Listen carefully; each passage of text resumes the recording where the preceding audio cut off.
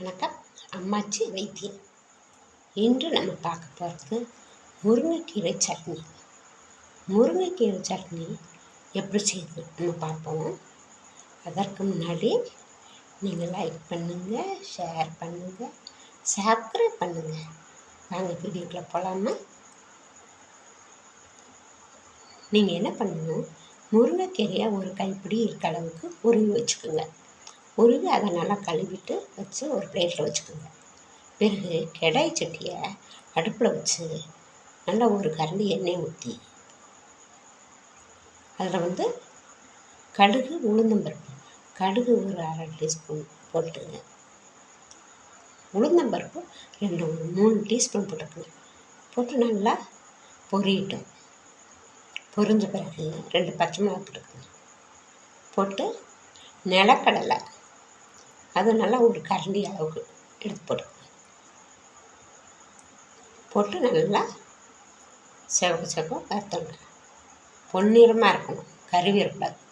போட்டு வறுத்துட்டு பிறகு சின்ன வெங்காயம் ஒரு 10-15 வெங்காயம், தக்காளி 1 போட்டு இதையும் நல்லா அறுத்து பொடியாக நறுக்கி அதை வணக்கிக்கணும். போட்டு வணக்கி 2 பூண்டு பல் போட்டுக்கணும். போட்டு அதையும் போட்டு வச்சு நல்லா வணக்கிருக்க.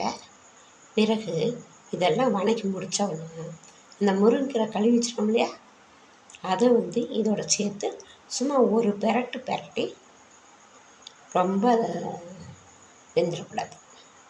சும்மா ஒரு பெரட்டு, இங்கிட்டு ஒரு பெரட்டு, இங்கிட்டு ஒரு பெரட்டு போட்டு பெரட்டி அந்த பச்சை நிறம் அதில் மாறாமல் இருக்கணும். அதே இடத்துல கொஞ்சம் சுண்டி இருக்கும். கொஞ்சம் ஒரு பெரட்டு பெரட்டினா கொஞ்சம் சுண்டு. அதை தூக்கி போட்டு எல்லாம் போட்டு ஒன்றா போட்டு மிக்சியில் போட்டு அடிக்கணும். தேவைக்கேற்ப உப்பு போட்டுக்கணும்.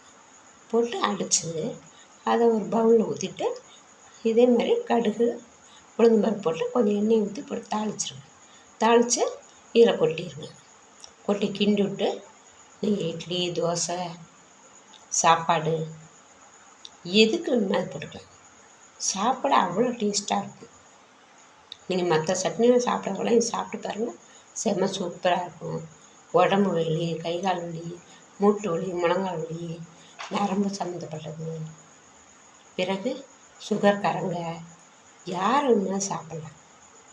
உடம்புக்கு அவ்வளோ ஸ்ட்ரென்த் கிடைக்கும். முருங்கைக்கீரையை நீங்கள் பொரியலாக போட்டு செஞ்சு சாப்பிடுங்க.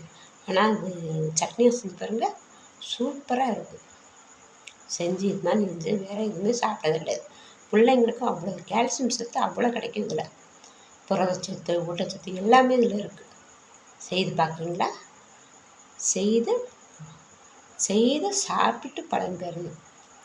நன்றி, வணக்கம்.